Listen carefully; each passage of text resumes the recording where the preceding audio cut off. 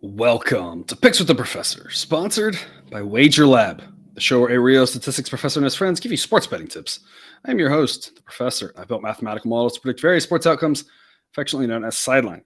More about the models in the course of this episode. Let's cover all four of the Friday March Madness Sweet 16 games here on March 24, 2023. In case you're new here, make sure you hit up www.pickswiththeprofessor.com/new. That link's in the show description. Gives some explanations of what's going on about the model, etc. Got the Google Sheet link in the show description for silence projection on every single game. Again, what the money line price should be, what the spread price should be, team totals, all sorts of predictions on there.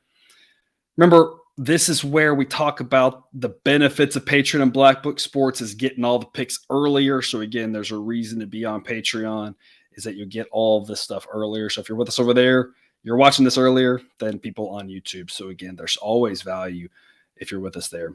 Remember, sports are unpredictable, so discussion in the show project a typical game. It doesn't try to forecast it to a T, as that would be a foolish and impossible goal. Blah, blah, blah. I feel like y'all have heard this enough, right? Teams get hot. We don't know what's going to happen. It's the concept that we're thinking about if we play this game 100 times. What do we think on average would happen? Sometimes we get the tails of one in the distribution one. Sometimes we get the tails of the other in. In other words, please understand, good and bad variance will occur. So as much as I'd like to see will be profitable every single day, that is an impossible reality for any gambler. Jake, by the time we get through with these games, we'll have 8 teams left. Every team that has advanced will have won 3 games. Some will have looked better than others. Entering the Sweet 16, I'm going to put you on the spot here. Who has been the luckiest team so far that has gotten to the Sweet 16 in your mind? That could be lucky based off of maybe the way they've played, or maybe who beat who got the luckiest draw. We're talking about good and bad variance, right? Who's been the luckiest team of the Sweet 16 in your opinion? It's hard not to go with San Diego State. The fact that you avoid a number 1 seed, get a 16 seed that you're never supposed to see. But I mean, I also think Creighton, right? Like their first game, they had a little tough time with, but that was Kennesaw State, I think, right? That was Xavier. Xavier, Lord, wrong Big East school. Either way, Creighton has gotten lucky. You're the lower seeded team, but you were probably better than the Baylor team that was coming in because Baylor's kind of dinged up and stuff like that. So anytime you can get like that, and now you draw a 15 seed to get here, like I think they got a lucky draw. So are you saying San Diego State because they got Furman as opposed to Virginia, or FAU because they got FDU instead of Purdue? See, I would go FAU over San Diego State because I thought Furman was a very solid team, and that was kind of a trendy upset. Like you don't expect to see a team that was like 3 pages down on everybody's rankings in your second round. Yeah.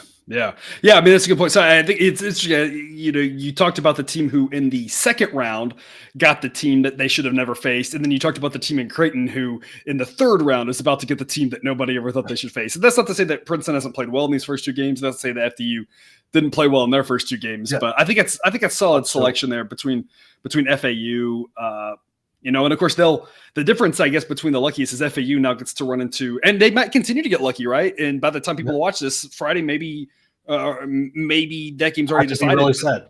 I could be really sad. As a Tennessee fan, you could be really sad. I mean, Tennessee's offense might not show up. FAU might dance right on into the Elite 8 by getting lucky and playing a Tennessee team that I feel like is good enough defensively to beat any team in the country, and also can lose to almost any team in the country. I mean, if you want to trace it out, FAU wins. I mean, you've got Michigan State or Kansas State. You're not seeing. You've got the 2 seed off the board. You got the 1 seed off the board. You didn't have to see them. You might even get the 3 seed off the board before you even have a chance to see them. It's wild.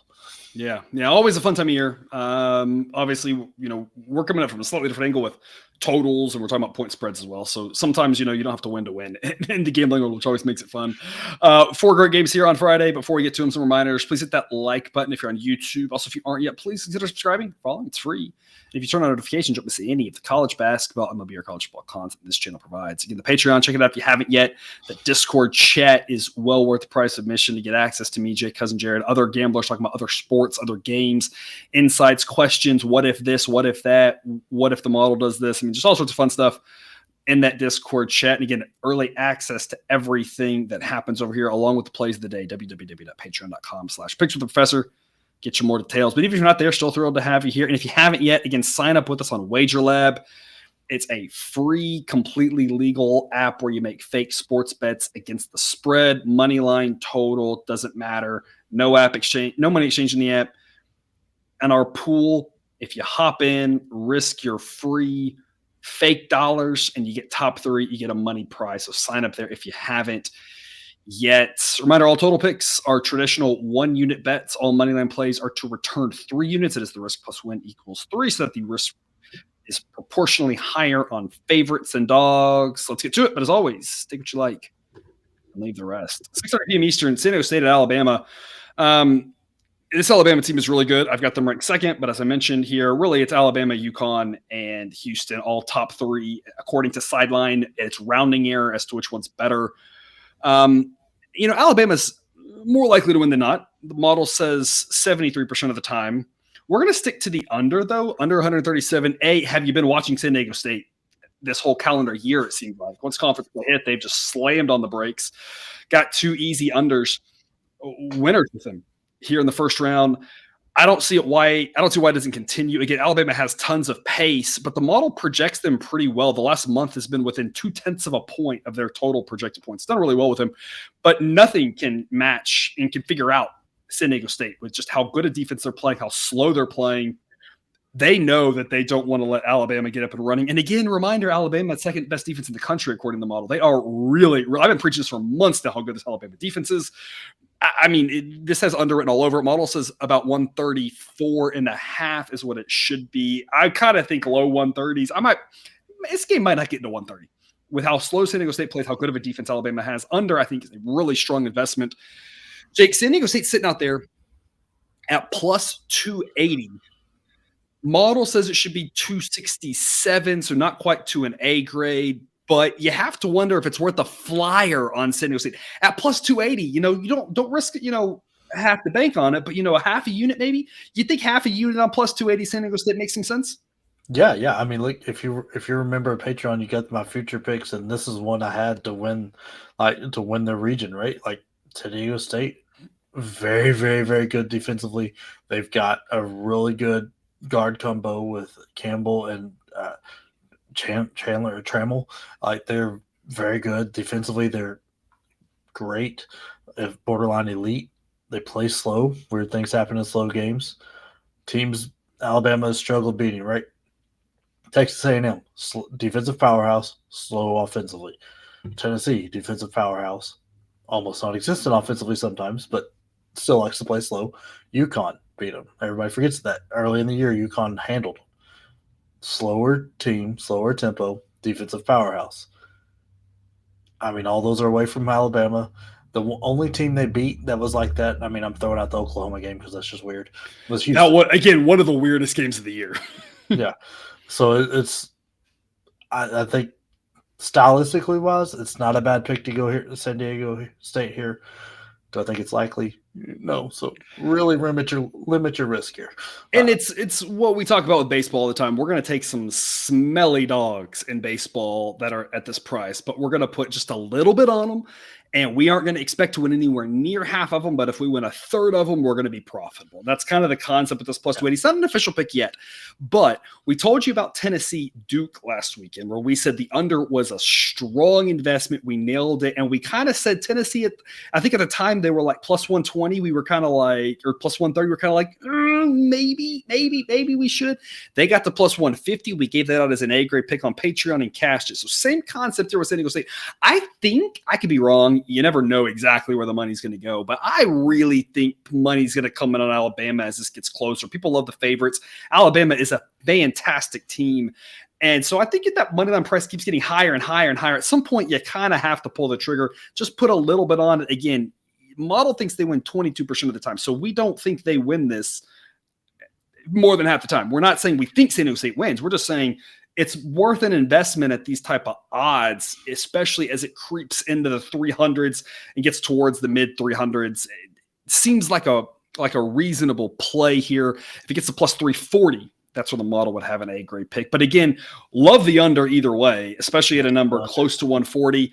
San Diego State's defense, I've got them ranked 5th. 2 fantastic defenses. San Diego State's going to slow it down. They're going to slow Alabama's pace down. Alabama's comfortable playing a slower game as well, as opposed to in years past where that might not have been the case. They're comfortable playing in it with regards to they're not, they've got a good enough defense to do it, I guess is what I'm trying to say. Yeah. And so it's not like they're going to be taking crazy shots or whatever. I think it's going to allow San Diego State to stay in the game. And that's why I said I think it's going to be tight. We think they got a chance to pull it off because of that. But, Bama's got a good enough defense that this game slows down. It's just going to grind to a halt, and that under's going to look really good. Yeah, I mean, their defense is really fun to watch because it's a defense designed not to turn you over, to just make you take terrible shots. They want to chase you off the three-point line, make you take some contested floater jumper like outside the lane because they know they have a really great shot blocker in Bidiaco back there, and not many people are going to challenge him and win that challenge. It doesn't matter how strong you are. He has got incredible timing on shot blocking, so people pull up 5 feet shorter than what they should have, and they end up taking a tough shot. Alabama rebounds it and runs it. They want you taking all the time off the clock on your end, and they score fast just so you have to go do it again, and it's rough. And San Diego State's a little bit different in how they attack defense. But I was saying stylistically, San Diego State's perfectly happy retreating early to prevent that break off those misses, which just grinds this game to a halt. That's kind of the way we see it happening, right? Yes. Yeah. I mean, it's going to be an entertaining game just because these are two great teams going at it. I'm a little sad they have to meet here, but the way I've mentioned this a lot with San Diego State lately, right? They've just been quietly playing really well as of late. You've been backing them the last month or two. You've been doing really well, and so it's like you said, sad that they have to play now because both teams have been so good to us. One of them will advance, one of them won't. 7:15 p.m. Eastern, Miami versus Houston. Now that Houston appears to be fully healthy, at least by the time we get here to Friday, got them back in the top 3 with Alabama and UConn. Get to lay the lumber with them at -285. It's a B+ grade pick. Model wants 278 for an A grade. I don't know, at 285, 278, what's the difference? Especially with us when we add up to get to 3. It doesn't change what you risk. If we could actually get that -278 instead of risking 2.22 units, we'd risk 2.2 units. I mean, it's really rounding error. It's a B+ pick, right? It's basically an A grade pick on Houston here in the upper 2s. Model says it should be Houston -356 if they win this 78%. I'm so sorry. I misspoke earlier. San Diego State wins 27% of the time. Looked at the wrong line there. But Houston, again, winning this almost 80% of the time. Model says they win by an average of 7.8. So if you want to lay the 6.5, you can. Model wants 6 for an A grade, though. And I kind of agree. I don't know if I want to lay the extra hook there. If you can get the 6, that's better. Houston's just a really good team. Number 3 in defense, number 12 in offense. Miami's got offense, but they don't have defense. And that's really the difference maker in this game. Jake, I think that's kind of why you like the over in this is Miami's defense, right? The model doesn't say go over. The model says 137. I'm seeing 138, but you like the over in this one. Yeah, and the reason is Miami, right? No defense, very, very good offense. They can shoot lights out. Just ask Indiana. They can just all of a sudden just flip a switch and they are up 10, 15. 10 points. You blink, it's like, boom, they got 10 more points. You're like, how did that happen? Yeah, and I mean, Omier doesn't look hobbled. I don't know what happened in that Duke game where he had to sit out the rest of it, but it does not look like he missed a beat. And he came in. Indiana. Yeah, absolutely. Which is kind of what we talked about, right? That first game, he wasn't hitting his shots at all, but that's what we talk about. When a guy misses about a week, it's typically a week to 2, maybe 3. It's like that first game, maybe shaky. Second game, usually good to go. And sure enough, he was good to go in that Indiana game. And that really helped them a lot offensively because it allows them to just play with the guards that they want and allow him to get offensive rebounds and to just be that presence of that threat down low that make them so that you have to come, you can't just come out, right? You gotta worry about the inside guy too. It just really puts a lot of pressure on the defense.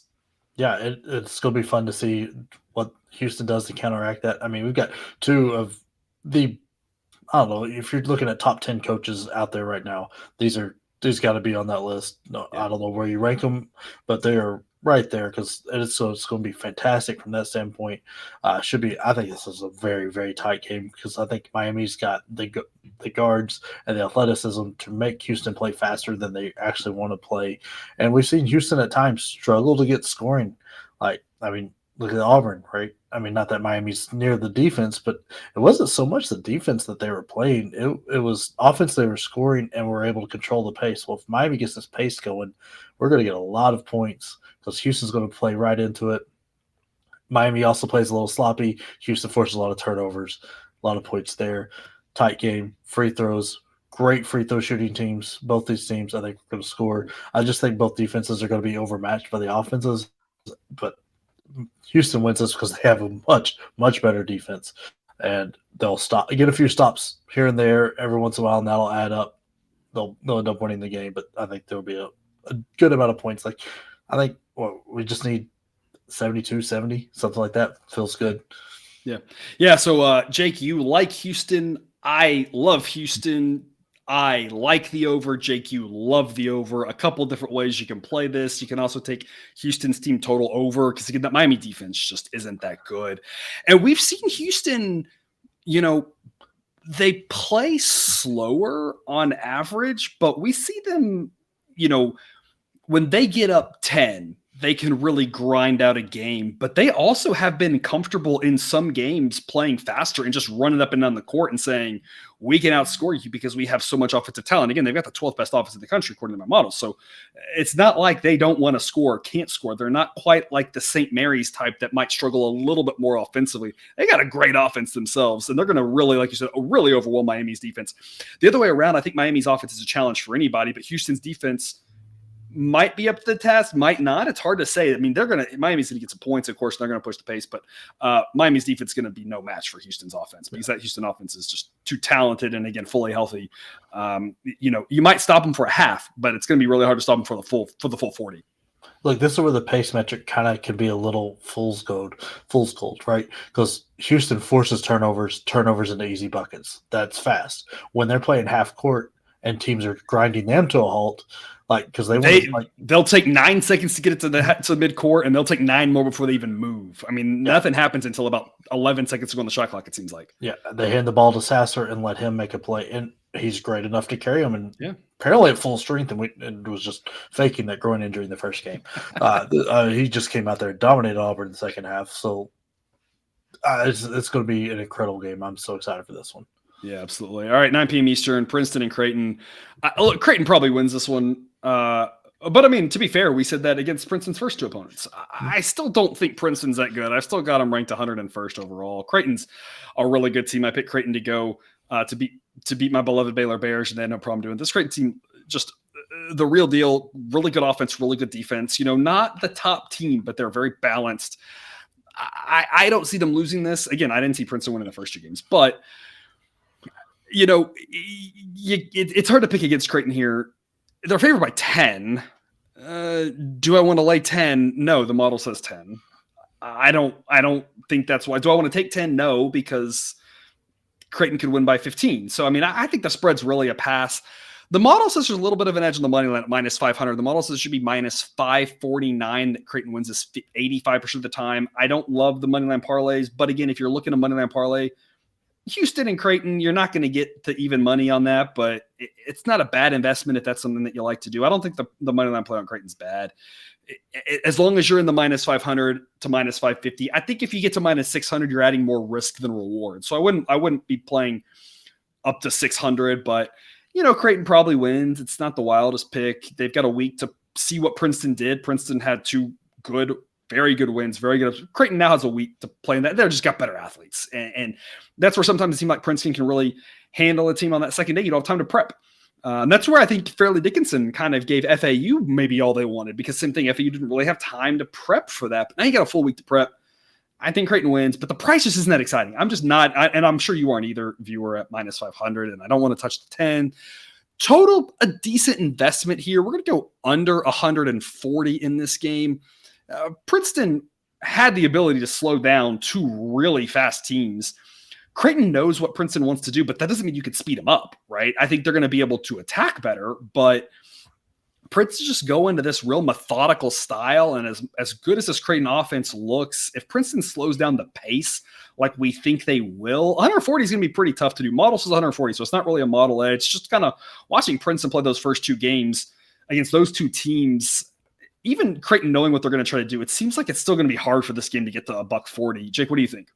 Yeah, I totally agree. Like Princeton, hats off to you. This is two great offenses you brought to a screeching halt. Yep. Slowed those games down, played incredible defense, really physicaled it up, and won the games. And it's just I don't see them doing it a third time, right? You got a week to prep, and Creighton is going to be ready. Like they're not going to be looking to the next round or anything like that. They're like their coach McDermott is going to be like, hey, these guys won too. They're you can't take anyone lightly at this point. Yeah, I mean, it's like they're on the first two and look who they beat. Like if you overlook them, it's the same thing that happened in Arizona that happened to you. Yeah, and Creighton, we've talked about it a lot this year.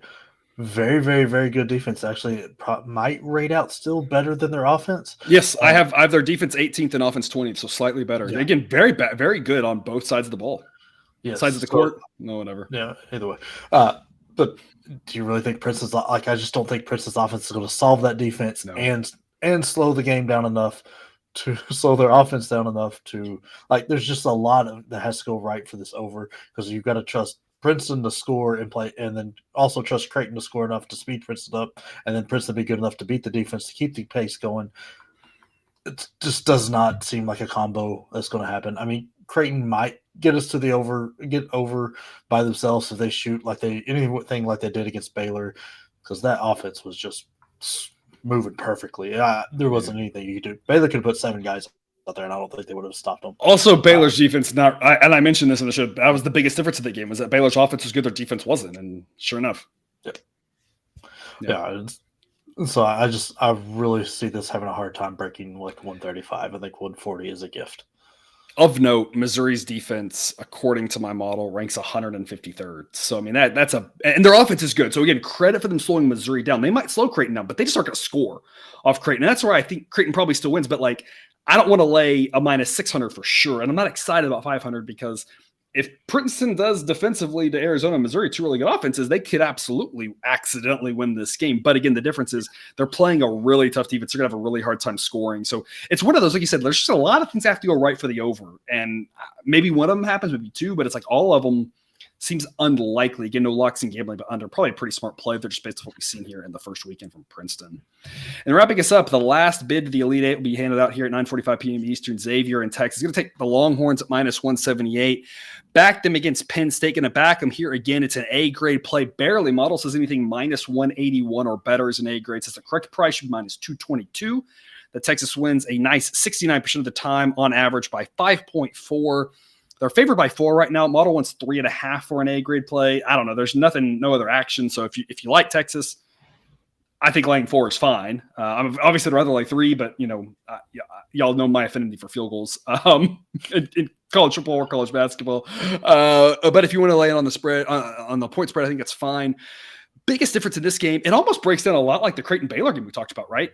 Xavier's offense is really good, just like Baylor's offense is really good. Texas, though, was a really balanced team, a great offense and a great defense. The difference is Xavier's defense lags really far behind. Not quite as bad as Baylor's, but Texas is just the real deal here in Xavier. I think they're solid again, and they've played very admirably without Fremantle. In fact, they've slightly outperformed their expectations without him, according to the model. But Texas has also been outperforming their expectations. Part of that time without Timmy Allen, he comes back. Doesn't even matter if he's there or not. They're just looking great. They handle Penn State for the most part. Every time Penn State started looking like they were going to come back, they did their thing. The Xavier team, kind of similar to Penn State, right? Good offense. I mean, maybe not quite as heavy on the threes, but a good offense and not a great defense. I don't see how Texas, has much more difficulties here with Xavier than they had with Penn State. I think they can get out early, stay ahead. This Longhorn team, really, really good. I think it's bottom line. Total, and this one's 148. Models is 150.7, but both teams have been going under as of late. Been slowing down the pace. So I'm not sure I'd be touching the total.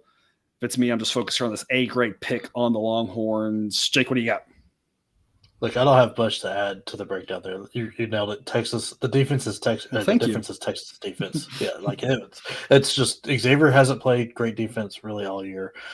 That's really been their offense and pace that put the pressure on people. Texas has the offense to go tit for tat for them. I mean, the only thing really Xavier has on them is they're a better 3-point shooting team by percentage, but Texas has been hot in the last couple of games, so maybe that continues. But the defense, total different story. I just want to talk about how in the world are we still talking about interim coach for Terry here. Haven't been to a Sweet 16 in like a decade. It's won the Big 12, finished second overall. Like, it's been more than I think it's been 15 years, maybe. I think 15. I think that this is what they needed. I think they were waiting for this. I think it was if they lost there to Penn State, I think it was a little bit different. But I do think he's got the job winning now. the Big 12 wasn't good enough, No, apparently not. I think the other impressive thing, right? And again, I've talked about this. My dad's a UT alum and watches Longhorn basketball. And one of the things he pointed out is that the play, and you've kind of seen this in talking about him, that I've caught wind of this as well. The players really behind Terry. And that matters a lot too, because if you have an interim coach or whatever, and the players aren't really feeling it, there are a bunch of them are going to transfer. They don't want, whatever, that matters a lot. The fact that the players really like him, are playing well for him, which is part of it's you got to like him, part of it's you got to play well for him. You need both, right? But they're behind him, they like him, they support him, they're playing well for him. Now that they got to the Sweet 16, even if they were to lose this, I do think he's probably got the full head coaching job. But I don't think they lose. I think they go to the Elite Eight, where it would be a really great game. It gets either Houston or Miami, but a Texas-Houston to go to the Final Four in Houston would obviously be a fantastic showing. And even if they lose that one, I still think you can hang your hat and say it's a good season for the Longhorns here. They've been playing really well, like I said, Big 12 title, tournament title, and should be able to handle a Xavier team that Xavier can win, right? Remember, there's no locks in gambling. But when I see Xavier, when they've beaten teams like this, for instance, Creighton in the conference tournament, they caught Creighton on a night where Creighton went 7 of 23 from three. Texas has some really good three-point shooters. I don't see them going that cold. It's not likely. They don't quite rely on the three as much as Creighton does. And that night, Xavier hit 41% from three. So it's one of those situations where that's the type of game that's going to have to happen for them to beat Texas. It's going to have to be, they're going to have to hit all their, hit a huge percentage of the threes. Texas is going to have to go cold from three. That happens. That's why we say there's no locks in gambling. There's good and bad variance. But on average, if these teams play and both hit a reasonable three-point percentage, Texas is the stronger team, and the fact they're more a complete team is going to make it really tough on Xavier for them to get to the Elite Eight. Yeah, I also trust Texas guards more at clutch time, or even throughout the game, right, to make the right decisions. I mean, the Iowa State transfer Hunter, incredible point guard. You got Marcus Carr, who can handle the ball, makes good call. You got Jabari Rice. Yeah, six man of the year there, who's fantastic. I mean, what a luxury to have him coming off the bench. Which is insane. I mean, he was the whole reason they even made an attempt in the Tennessee game. He just was hot, couldn't touch it. But I mean, then when Allen goes down, he steps into the starting lineup, doesn't miss a beat. And then you've got a hustle guy like Cunningham coming off the bench as well, just to be a little bunny rabbit running around there. I mean, they've really got all the pieces. I think who was fantastic against Penn State. You could not say enough good things about him. And I think that's where, right, a little bit of a preview of the Elite Eight, if it happens, that's where I think they might run into trouble with Houston, because Houston profiles like Tennessee, and that defense is going to be a little bit of a match for them. But that's not the defense that Xavier is presenting for them. That's why I thought Texas A&M was going to be a really tough matchup for Texas. Yeah. Penn State did them a huge favor by Texas A&M and showing that strong commitment to not losing to Texas there by losing to Penn State. Really helped out the Longhorns, because they really don't want to face that top-notch defense like they might face against. Same thing. Miami can do them some favors by beating Houston and open up the path for them. But yeah, Xavier not being the defense to stop them, gonna make it real tough to beat the Longhorns here. Mm-hmm. All right, that's all we've got then today. Jake, parting words. Yeah, if you've got a ticket to that Houston, Miami, what was that, Kansas City regional? Lucky you. I'm very jealous. Also, Doug, whoever you are, Doug, you are killing it in our wager app thing. Yeah. We got to get some more people in there to kind of knock him off, because somebody join and knock Doug off. Yeah, this is crazy right now. And Doug, if you're watching this, hey, I would say up your game. Your game's already been pretty good props, but someone's coming for you. Yeah. Maybe we can't catch you. But hey, someone come in here and catch them, right? Again, free money on the line. If you haven't signed up yet, sign up with us on Wager Lab. Otherwise, thanks for tuning in to this episode of Picks of the Professor. Don't forget to subscribe so you can enjoy all the sports betting content right on this channel, dropped right into your feed. We'll be back for the Elite Eight games, covering those. And then the week after that, it's Final Four coverage, NIT Final Four, and baseball starting up. So a lot of great stuff happening. But until we see you again, as always, best of luck. And remember, you can eat your betting money, but please don't bet your eating money.